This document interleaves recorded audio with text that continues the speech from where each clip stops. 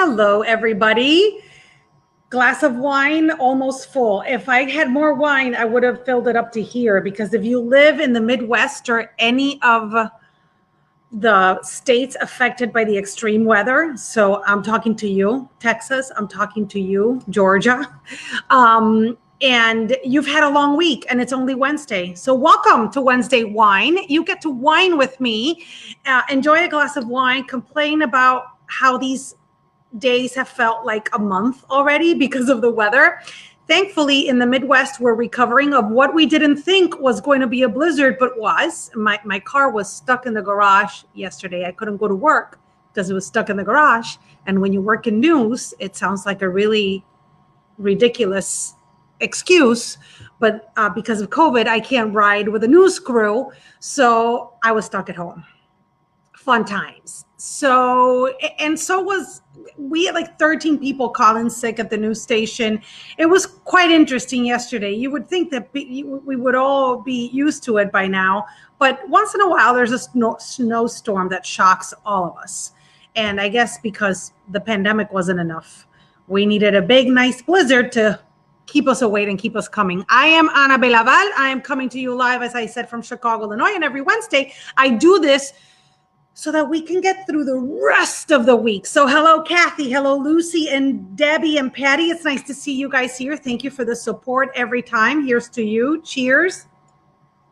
Salud. We needed it. And thank you, Lucy. The red lipstick, you can find out all about it on my YouTube channel. But this red lipstick, if you go to my social media and you go to my bio on Instagram, I'll tell you which one it is. But it's from the drugstore. I'll just give you that tease. It's from the drugstore. It's nice to see you guys, all of you here. It's Wednesday, but it feels like Friday, because there's a lot of physical work that goes into dealing with this weather. If you don't live in this kind of weather like we do in Chicago, you don't understand that even just walking down the street with snow boots on for someone from warm weather is hard. And I know you're going to be like, Ana, you've been here for 25 years. Stop whining. Listen, you know that I wear my culture on my sleeve. I am as island girl as they come. I was born and raised in Puerto Rico. I will bring it up 5 minutes into a conversation. And this is not my natural habitat. I don't think it'll ever be. But I kind of enjoy that I can live in both worlds, right? And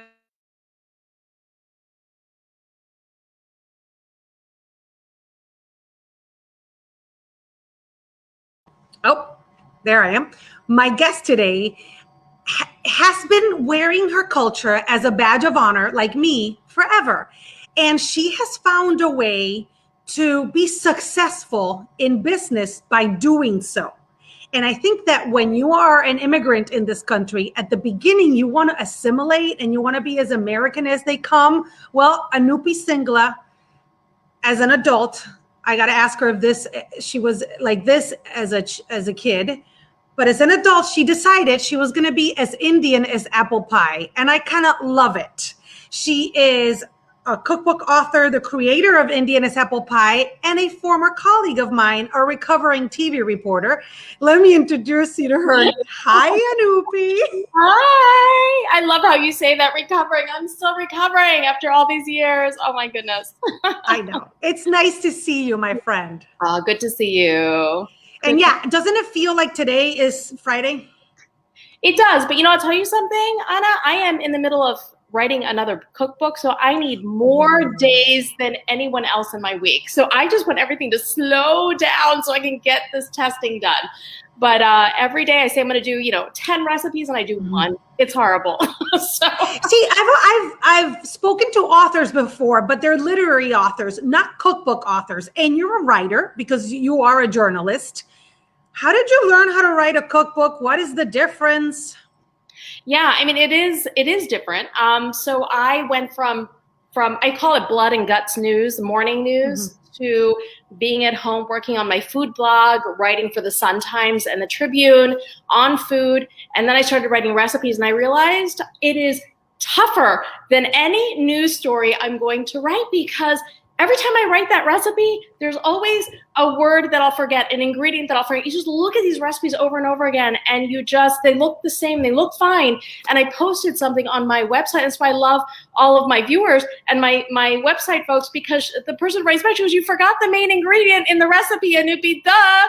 So I love my copy editors. I love my editor because you look at them so many times and it's like the same formatting, but I've come up with tricks now to make it, better. And also, we're so used to social media, and I have ADD. I don't know about you, but I'll look at a recipe and I'll walk away, or I'll think about something else, and all of a sudden, blip, like I've glossed over, 3 ingredients, and I should have read them more carefully, because I'm always like going back and trying to read each line carefully and focusing. It's just hard. Do you cook while you're writing and then write down stuff, or do you know these by heart and then just sit down and write as if you were writing a memoir or a novel? It depends. Right now, what I'm doing is I'm taking my original first book, which is the slow cooker book, so all Indian in a crock pot, and I'm translating all of it to pressure cookers. So what I'm doing is I'm looking at the recipe and I'm kind of visualizing it in my head, and I'm writing it on, I have a notebook, and I love the pen and paper from the beginning, starting with pen and paper versus computer, write, test it out, and then I'll go back and I will put it on the computer and then print it and have to make it again step by step to make sure the steps that I've written actually make sense. That's what I found for myself helps, because you really can't visualize a recipe unless you're actually making it. So that's why it's so much work. And I want to make sure these recipes actually work for all of you. So, if I say 20 seconds, it truly is 20 seconds of simmering. If it is, cooking for 3 minutes, it really truly is. I hate recipes that don't work. So that's where a lot of that work is, including my mother's recipes that she gives me. Hey, do Indian people also cook like Latinos, which is a pinch of this, a little bit of that, taste it, eyeball it?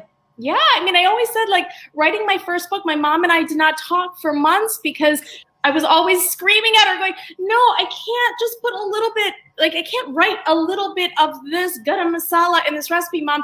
I need to know. And now she's driving her family nuts, because when she asks for recipes from India, she's like, no, please measure it. Please make sure you measure it.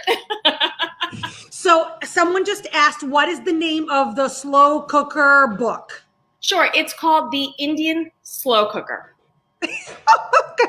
I wanted to call it Putting the Sexy into Your Crock Pot, and my publisher said, no way, Anupy. No, we're sticking to very basic, The Indian Slow Cooker. Very easy. And I'm assuming everyone can find the information on your books on indianisapplepie.com right there? Exactly. Yep. All right. Anupy, I am going to go. This is going to get kind of clunky, but I want to show some pictures because I want you to tell me about this journey from CLTV, where I knew you, to Indian is apple pie. So our viewers, if you are longtime WGN viewers or longtime CLTV viewers, you may recognize that person. Who is that, Anupy? How would you describe her? I know, my God, I feel like such a baby. I look like such a baby, but I gotta say, that was years ago when I actually pivoted from Bloomberg News, which was international, global. I was doing business news. I was at the trading pits. A lot of folks remember me on the floor right next to Rick Santelli from CNBC. I had forgotten that. Yes. And then I transitioned from that to local news because, I don't know, I just love people. And it was really tough to engage with people and their stories from the trading floors. So then I did local news. And I got to say, Anna, it was so interesting because I got to tell you, I got so vibed in the various newsrooms that I went to, just because working with people, because I come from a different background. It was all live and on my feet, and I'm standing there and I'm not doing packaging, which, if you're not in news, you may not understand how to, put all those packages. So I had to learn a lot just being thrown in there and figuring it all out and really learning to respect my photographers, learning to respect the team, learning to respect the anchor and their feedback, and just everybody. The better you worked together, the better product you created. And so it was just such a great learning experience for me. Well, one of those camera people remembers you fondly. Mary Bowington was very happy love her. to know. Her. And Aline Cox, who was a producer at CLTV. Yes. She always remembers you fondly. So, Anupy, when did you decide to leave journalism and switch gears? So it's interesting that I decided to leave for food, because in our culture, women are expected to cook for their families, and the expectation, I'm one of those people that if you expect something of me, I am never going to give that to you. Like, I'm just not, I know you're going to expect it, I'm not going to do it. And so it just, when I was working the morning shift, it just hurt my heart, because my husband is a consultant. He travels Monday through Thursday or Friday.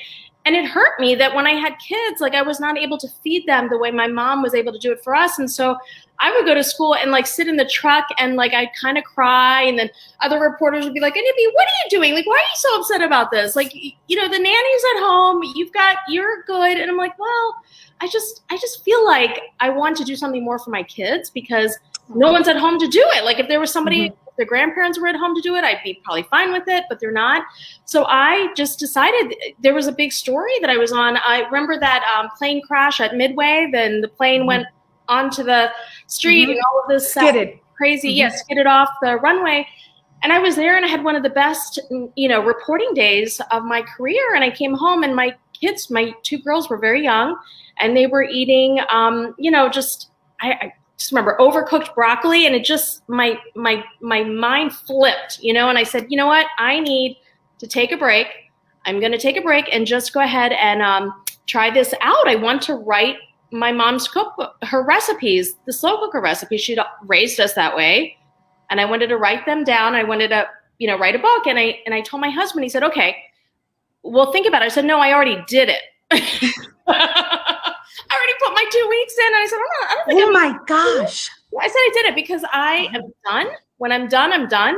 And I'm going to write this book. And I got my publisher, and it's Agate Publishing in Evanston. They are phenomenal. I did it without an agent. FYI, if anybody ever wants to know how to go about navigating, come talk to me. I'm happy to help you. And they gave me a chance. And sometimes it's really just all you need is you need someone to give you a chance. And it's now 4 books with Agate Publishing. And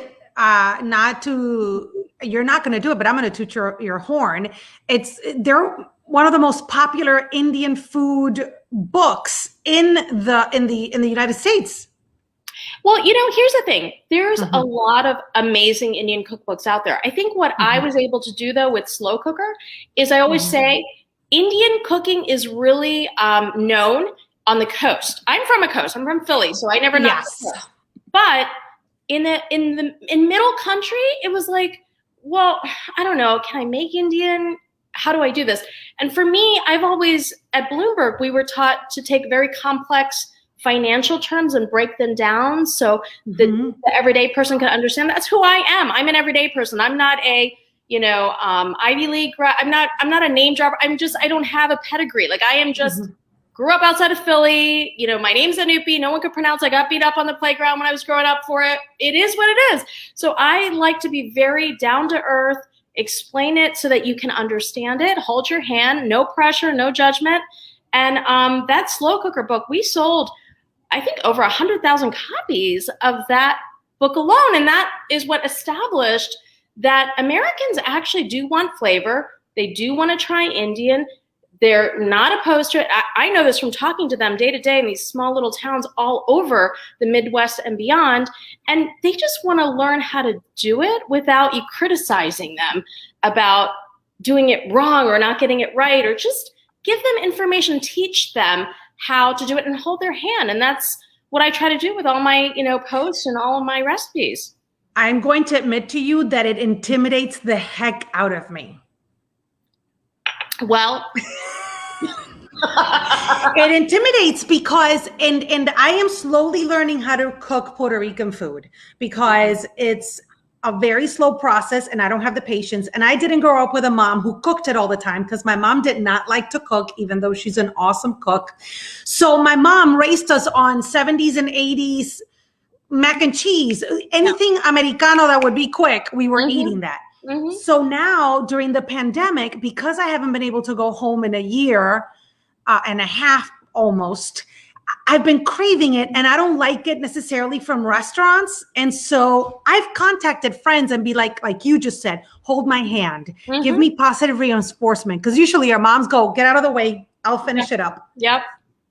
Yeah, and you're right, exactly. And you know what the thing is? I always say, if you're not cooking, it's probably not because you can't cook. It's just that your interests lie elsewhere and you're busy. You know, like I think it's really more of that. And then also, how can we get you to cook? Well, we can give you one recipe with 2 to 3 spices. In my recipes, you're going to need a few more spices, but I would say if you don't have them all, just use what you have and work with that recipe. And the key is a really good recipe that works. A lot of folks, especially like in the celebrity chef world, sometimes the books look beautiful and they're not as practical to the home cook. So that's where what I do is a little bit different. I am not a trained chef. I'm a home cook, and I've cooked with my grandfather, was the one who gave me all my instruction growing up. And it is really tested, vetted, and it is all about just explaining every little last detail in all of the steps. What's on the screen? Do you see what's on the screen? Okay, so we've got 2 dishes. The one on the left is a crispy honey garlic tofu that I did on a Facebook Live class this past weekend. And I love showcasing tofu because a lot of people don't understand tofu. Like you, I lived in Hawaii for quite a few years. I'm an island girl at heart, even though I grew up on the East Coast, and I've lived in Japan. So I love the flavors of Asia, East Asia, Southeast Asia, everything. And so tofu is such a great ingredient if you know how to cook it. And so that's what we did that day. And we topped it with some sesame seeds and some scallion. And then on the right is a recipe in the Instant Pot, which is all the rage these days. And that is, I don't know if you've heard of this, Anna, Dal Makhni. Do you know what that is? No. So makhan means butter. And that is a buttery lentil dish that all the restaurants, if you go eat Indian, you're going to eat dal makhni. And I have to say, I was in Puerto Rico just a couple of years ago, because I texted you, I think, crazily from there. It had been my first time visiting, but we had a lot of bean dishes that were very similar. Oh, it was amazing. Loved it. I remember now that you were like, I am in love with this place. Oh, you were so irritated, I'm sure, with me. I was like, hey, and I'm here now. And I love it. I absolutely, and people know this, I absolutely love to be an ambassador, and I love to tell you, yes, go there. No, go here, like that. I am like an ambassador. I get it from my dad, so so that's what it is. Anupy, tell me a little bit about when, if there was a moment when you decided to live your culture freely, or were you always this proud and this Indian as apple pie? Well, no, I was not always proud of it because we want to assimilate, and it's really important when we're young, and it was kind of forced on me. So also, I mean, keep in mind, I was not born in the U.S. I was born in India. So I came when I was 3, but felt very close to my Indian roots. And so I still speak the language. We still go back to India. We have family in India. But growing up, I grew up outside of Philly, and it was tough on the East Coast. Back then I would say the most ethnic you ever got was really Italian out there. I mean, they didn't even know where India was or what it was. And they do now. I mean, things have progressed. But so it was kind of like you kind of hit it. And then also, like, here's this, the smells coming from the kitchen, the spices, people didn't get it.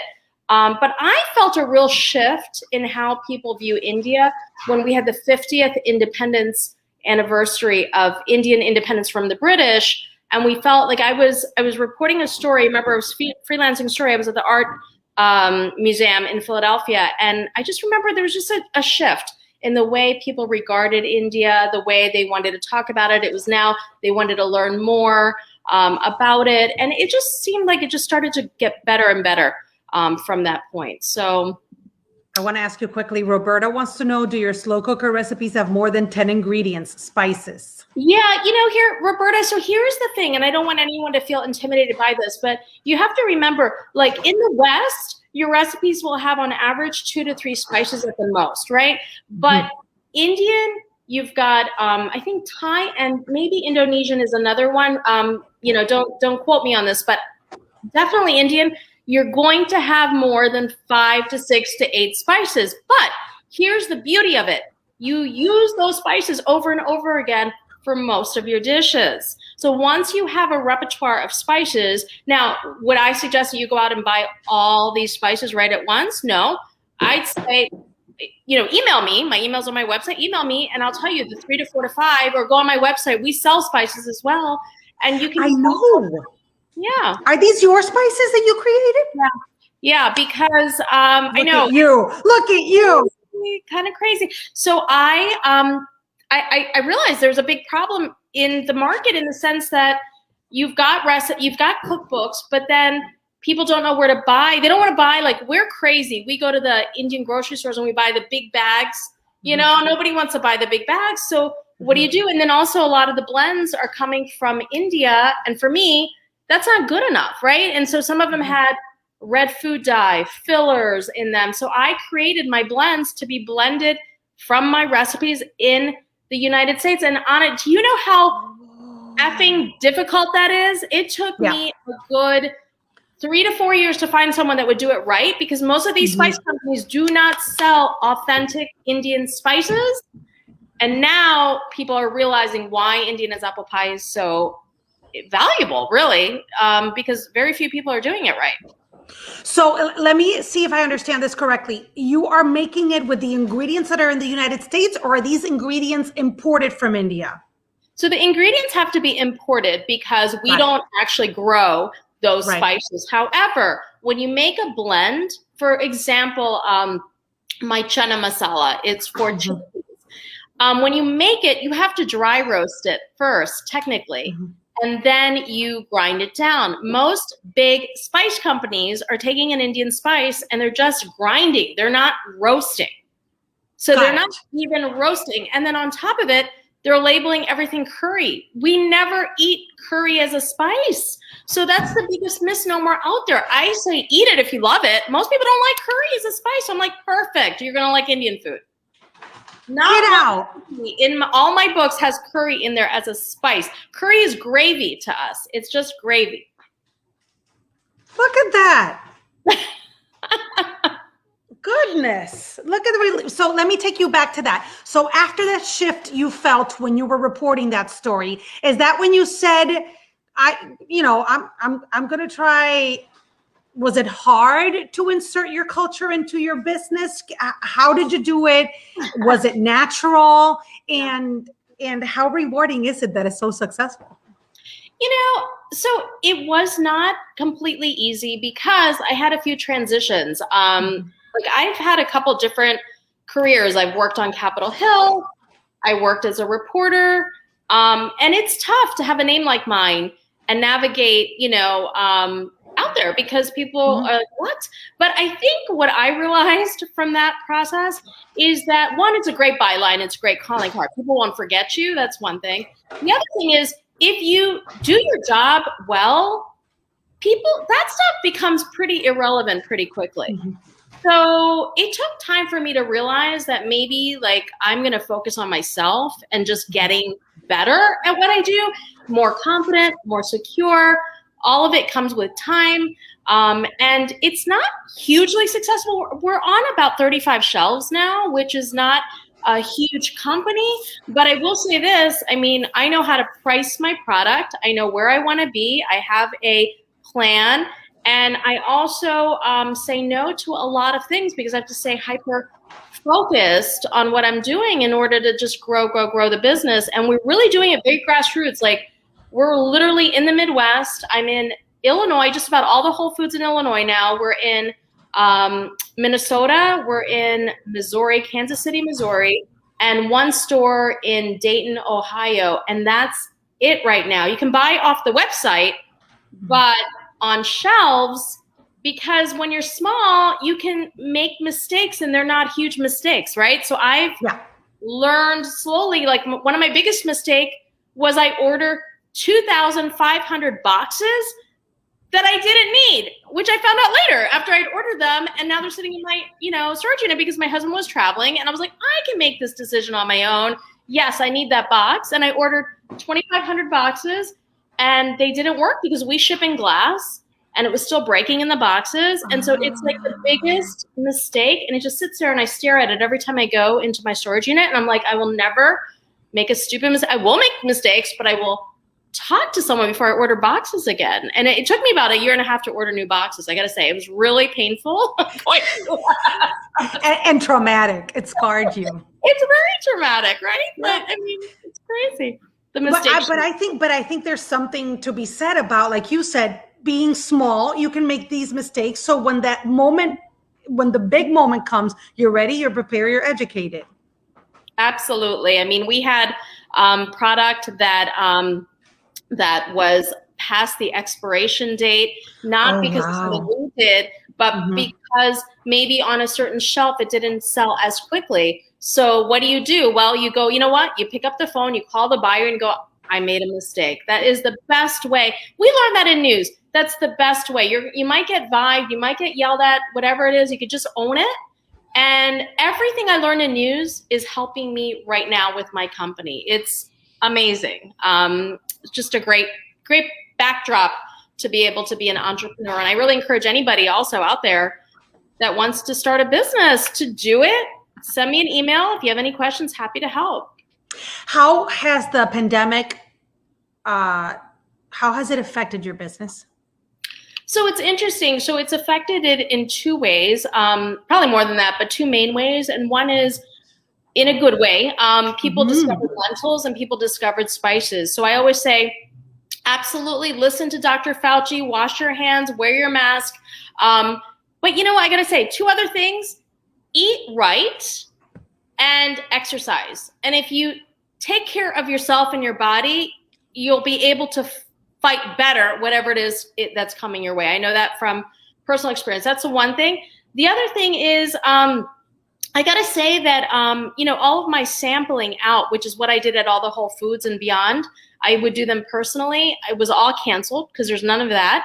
And I had to pivot. And now I'm starting to do more online and do Facebook classes and managing to just pick up steam online versus running from one demo to the other. It's enabled me to get kind of deeper into the material that I'm pushing out for everybody as well, and just write more. Honestly, I'm forced to be in one spot, every time. So it's like, okay, so you can get a little bit deeper into what you are producing and what you're doing. Do you cook every night? I do. I have the most spoiled family. I have created such monsters in this house. We need to talk. Let me just take a sip of this. Hold on one second. Wait. Okay. I hope you did, because as you were talking about being healthy, Anupy, I'm like, see, okay. I know. I saw you do that when I And here's the thing. I have created monsters to the point where I will make something from my cookbook, and this happened yesterday, and they'll say, oh, well, it's okay for your cookbook, but that's not really what we want. That's not what we want to eat. Could you have that other thing in the fridge? Could you go over there and could you grab that? So know that you do. There's always the yin and the yang of everything that we do. There are 3 monsters living in my house. And in addition, I've got a crazy dog that just, bites only our friends and family, apparently. That's all he does. But he loves Indian food. So how interesting is that? Maybe the spices are affecting him. Maybe you should back off. I know. Poor guy. I like this question because this is people who want to try Indian food. But for example, Diane asks, if I email you, can you tell me more about the spices? I don't like the smell of curry, so I'm sure there is a good staple spice to keep in my cabinet. So, it's funny when people say that. Here's the thing. If you don't eat something consistently, the smells of it you'll notice the smells more. So I'll give you a great example. I lean mostly plant-based, and so does my family. My husband, not so much, but we have a tough time going past meat counters. because we are aware of the smells. And so it's just, part of it is maybe not being exposed to it as much. But I will tell you this, I don't like the smell of curry in terms of spice, this curry spice either. We just don't eat it. So a lot of whole spices don't give off smell. So like cumin seed, turmeric powder, we use a lot of coriander. So those kind of things won't give off as much of a smell if you keep them whole. But if you grind them down, there's going to be a little bit of that. But we just keep them in containers and we close them up and we put them away. But part of cooking Indian is, you know, the smells and all of that wafting in your house. And often, you know, you enjoy that too. So there's a kind of an offset to that too. The more exposed you are, the more used to it you will get. I'm sure that my American husband was like, why does it smell fried in here all the time? When we first started dating. And then he got used to the smell of fried plantain and, you know, rice and beans. Oh my God. That is my favorite. I have been wanting to make fried plantains. I ate so many of those. Oh my God, that's my absolute favorite thing to All right. eat. So what's the name of this book that you're working on? So you're going to laugh. It's a very creative title. This one is going to be the Indian Instant Pot. So we're very like direct with our titles. You know what I mean? I like it. I come from wire service background, so titles are everything. They got to just tell you exactly what you're going to say and what you're going to get. So it's the Indian Instant Pot. But the two other books in the middle were Indian for Everyone and Vegan Indian. So we got a little creative with the titles in between. Okay, so I need an Indian recipe that is not spicy. Okay. With chicken or meat. Do you want stovetop or do you want, can you do pressure cooker? Are you into Instant Pot? Do you want to try it? I don't have that. I have a slow cooker or a stovetop. Okay, we'll do stovetop then. Okay. I'll give you, how about a really good chicken curry? You want to go on air with me and maybe we could do a cooking class? I'll send you the recipe ahead of time. You need to, you should totally do it for my YouTube channel too. You need to like hold my hand because like today, I tried today for the YouTube channel to make a piñón, which is like a lasagna, but the layers are plantain. You would love it, sweet plantain. Ooh. Just picking the plantain gave me agita. When I throw the plantain in the boiling, you know, oil, I'm like, it's crazy. Don't worry. I'm going to hold your hand. We're going to do this. I think we should do a chicken curry. Yes, I love it. I love it. And my husband loves spices and he loves flavorful food. He even eats spicier than me. I don't, but I love flavorful food. And every time I go to an Indian restaurant, I have to go with an Indian friend who's like, you'll like this, you'll like this. Because if not, you can get in trouble with any ethnic food. Yeah, absolutely. Once you know, you know. You know what I mean? And it's hard when you're going and you don't know and you're ordering and Look, I bought a Anupy slow cooker cookbook, masala daba, and never looked back. I make Indian food so often. My son's former girlfriend, who is Indian, said when she came over, it smelled like home. Oh, see, I love that. I'm gonna cry. So you know, the masala daba is interesting. That was the first product I created. We've run out of them. We sold out of them. But it's a box. Do you mind if I grab it real quick? I'm going to show you how to do this. Do it, because I'm really curious. Okay, so I just realized I'm really a bad former reporter. I'm sitting in the dark here in my kitchen. So this is the spice box. Oh. So let me take Diane's. I'm going to take Diane's message out. I love you, Denise.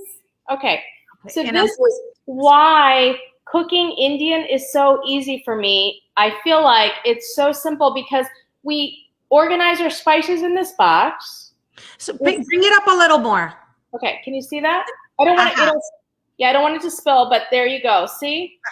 Yep. And so the idea is the 7 essential spices are right there. So when I want to use it, I pull it out, I open. It's going to be good for you. You're going to like this. You open it up, you use your spices, put it away. When you're done, just put the cover on and put it away. And what I did differently for this box, which had never been done before, was I put little things in here to level. So now you can take your measuring spoons. and level, and then I have a teaspoon and tablespoon. Our first shipment went to, actually, we were sold at Williams-Sonoma, and the guy that came to drop our 5,000 units off in Lincoln Park is where we live. He comes in a semi. He goes, "Oh, wait a minute. You don't have a loading dock?" I'm like, "What's a loading dock?" He goes, "You don't have a loading dock?" I go, "Dude," I don't care. I don't care what happens. I need these boxes. They have to go to Williams-Sonoma. He goes, "No, I cannot drop it off." I took him and I grabbed him by the collar. See that?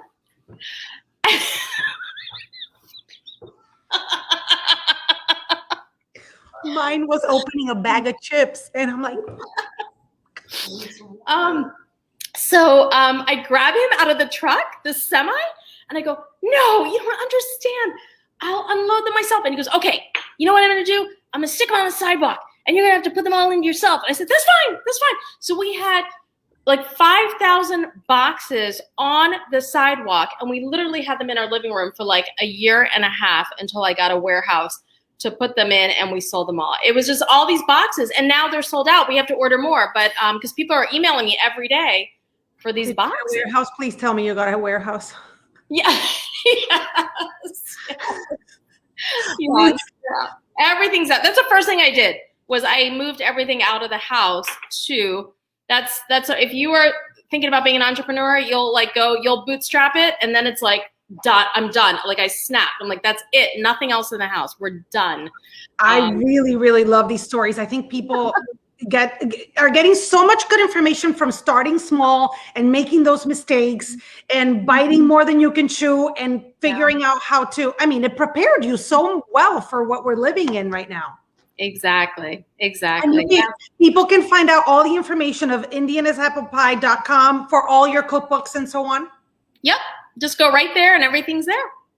Right. It was a pleasure to have you. Thank you so much. Thank you. For real. Let's get together for that cooking class. Okay, let's do it. I love it. All right. Thank you. Have a great evening. You too. Bye. Like, wasn't that awesome? And now we can all learn how to cook Indian with Anupy Singla. There's her information. There's her website, and you can get all the information of her 3 cookbooks. She's working on number 4, and it's for the home cook, right? She is a home cook, a mom like us, who has decided, which I love, to put down and write the recipes of her childhood, force her mom to say, "Hey, you need to write this down for me. Measure this for me." I kind of love that. So that is Wednesday Wine for today. But guys, I have to ask you a question. Have you gotten tickets for March 20th, Keep It Real virtual show? I don't know if you know, but I do stand-up comedy, and I've written an entire new set that I want to share with you on March 20th. It's a virtual show. So wherever you're watching us from, you can connect, and you only need 1 ticket. That's all you need. Just 1 ticket that is going to get you this connection. I sound like my father. This Zoom connection, and just the click, and that's it. I want to let me see if I can share the flyer with you guys so that you can see the information of where to get the tickets and so on. You can go to my website, but you can also go to, come on. Oh, I'm getting that ball we all hate. Bear with me, people. Come on. There we go. There's the flyer. So it's Keep It Real. And it's going to be a Zoom virtual comedy show, MikeyOShow.com. You go to Eventbrite. That will take you directly there, MikeyOShow.com or Ana Belaval, traditional spelling.com. And it's a night of comedy. I have some special guests that you're going to love, and it from the comfort of your home. No need to come to freezing Chicago. No need to go find parking. You'll order in from your favorite local restaurant so that you can help out the industry. And we get to have fun. Keep It Real, March 20th, 7:30 p.m. There you have the info. And now I'll go back to say goodbye to you guys. I sound like one of those, like what I am, a 46-year-old woman going, hold on, let me click this here. My husband says that I announce everything that I'm doing. Okay, now I'm going to write my website here, .com. And you can go Oh, it's not letting me, but oh, wait, I'm going to do it on the banners because I'm even that good.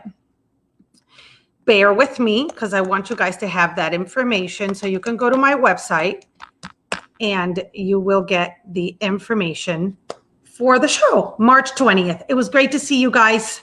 Cheers, and let's hope for no more snow, que ya me duele la espalda.